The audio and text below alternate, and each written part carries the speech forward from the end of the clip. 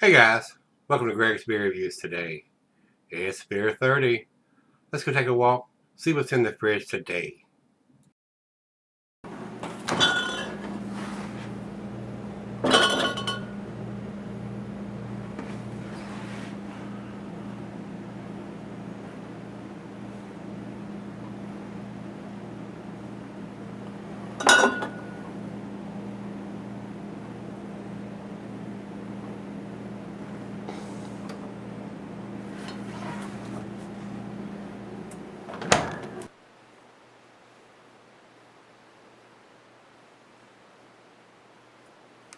Hello everybody, welcome to Gregsbeerreviews today. I do appreciate you stopping by.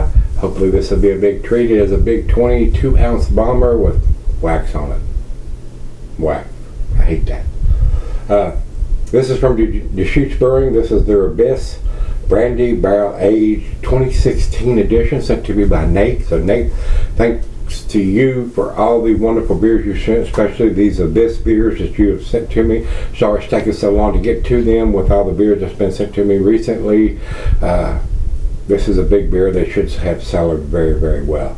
So over to Beer Advocate, they have it at 13.4%. I don't think it's quite that big because from what I'm looking at the bottle on date, it's very hard to read, but it looks like it says 13.3, bottled on 12/9 of 16. Still a big beer, Brandy Barrel Aged.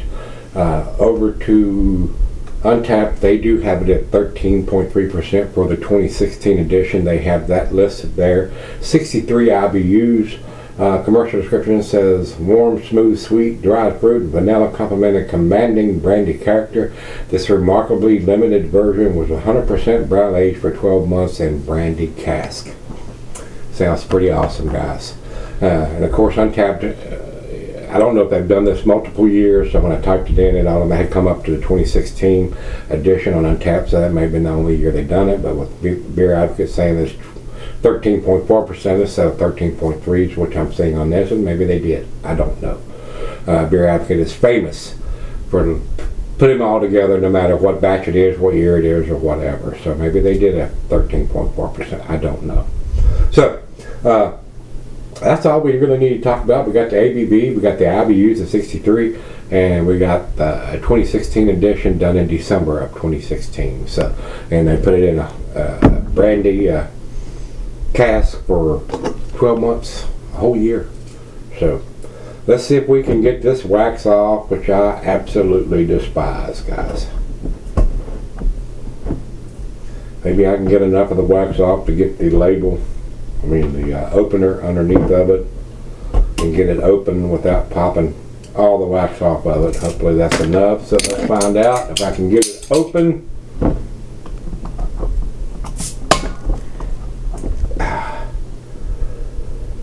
And there we go. We did. Wax. Kiss on a boar hog, as far as I'm concerned, guys.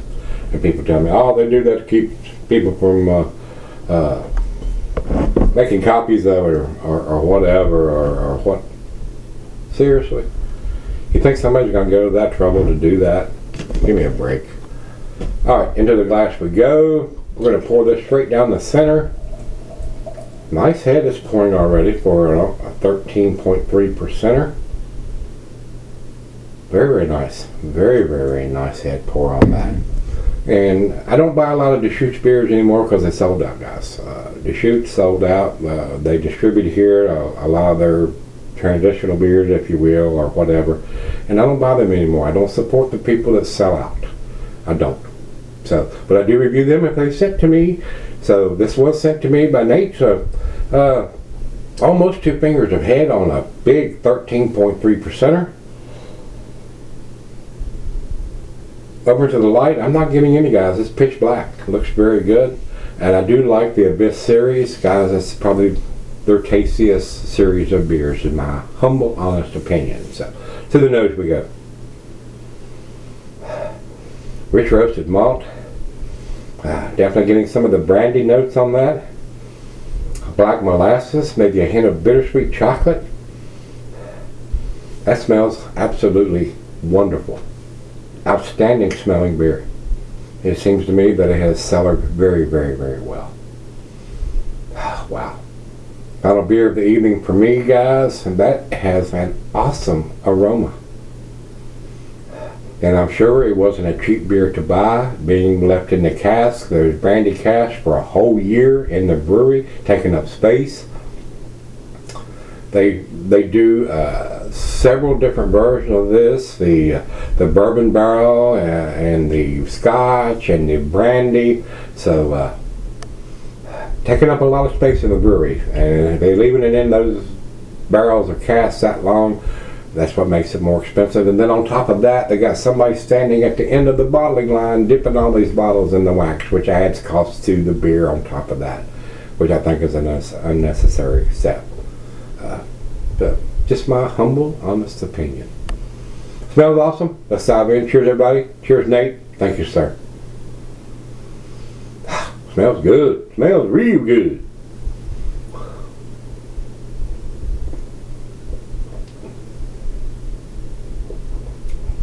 Oh, that's delicious. That's very, very nice. That is a very tasty beer, guys. Great final beer of the evening. And a lot of breweries don't brew beers year long, especially in this series or this style or this ABV, especially when you get into the Imperial Porters and Imperial Stouts. A lot of people consider them wintertime beers, but I like these beers year round, especially to be a final beer of the evening, a big, dark, thick, black beer that has bourbon or brandy or scotch or whatever notes that they choose to put them in barrels. I love this beer, or these style of beers, year round, especially for the final beer of the evening. This wouldn't be my first choice for the first beer of the evening, because probably I would be done. But for the final beer of the evening, it's awesome. And I don't care if it's 20 degrees outside or 90 degrees outside. I got air conditioning. It ain't that bad in here. Feels pretty good, but it's kind of hot outside. It's about 90 degrees out there. So it doesn't take this beer long to come up to room temperature when I go out on the deck and sip on it for a little bit.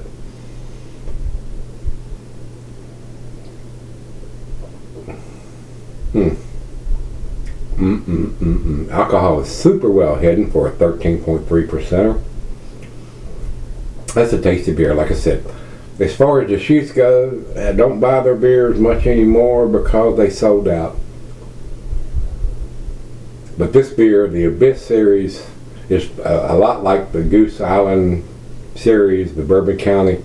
I do appreciate those. All the rest of the beers that they've moved and brewed in New York, I don't buy. And I don't get a chance to buy very much of the Bourbon County series because the limited amounts that shows up here are usually bought up or on a list, and you have to have your name on it, and they disappear the same day they show up. So, and homie don't play that. I used to, but I don't play it anymore. So I usually don't get very many of them. But I do appreciate when somebody like Nate spends his hard-earned money on it and pays to ship it to me. It's a very pleasant treat, and this is.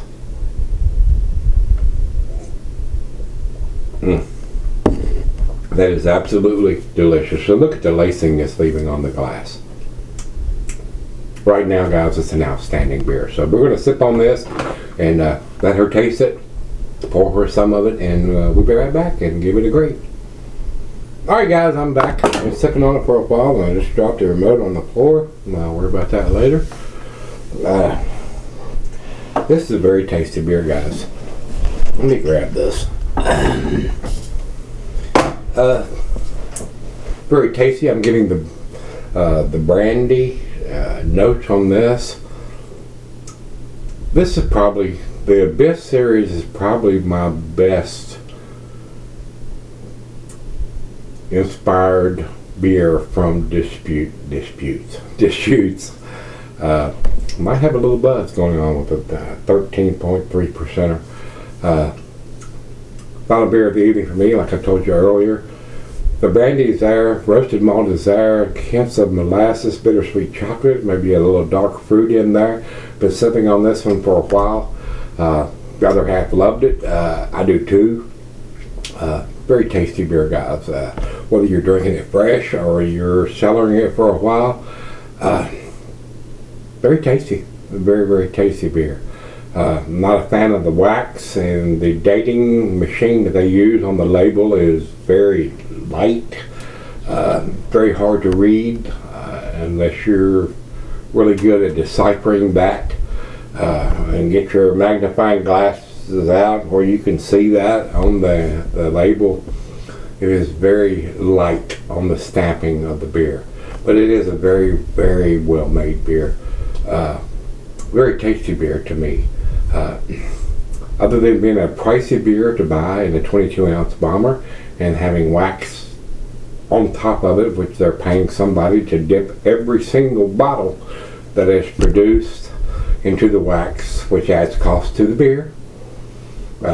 Like somebody's going to try to simulate or imitate the beer. I don't understand that. They could, if they want to put a full cap on it like a lot of the breweries do, or nothing. Nobody's going to imitate the beer. I don't see that being a problem right now. They do this because they can, and because they can add cost to the beer, and it does. It absolutely does, guys. So, very tasty beer. I enjoyed this. Great final beer of the evening for me. Nate, thanks again, my brother. I do appreciate it, sir. A very, very tasty beer. Great final beer of the evening. Well made beer, no doubt. Final chug.